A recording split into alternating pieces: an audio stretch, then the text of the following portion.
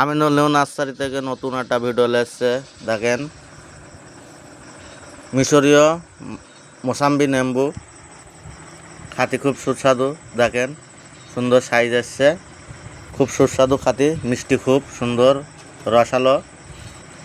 আপনারা যদি চান মিশরীয় মালটা মোসাম্বি লেবু, স্ক্রিনে নাম্বার দেওয়া আছে, এই নাম্বারে যোগাযোগ করবেন, মাল পার্সেল করে পাঠিয়ে দেওয়া হবে।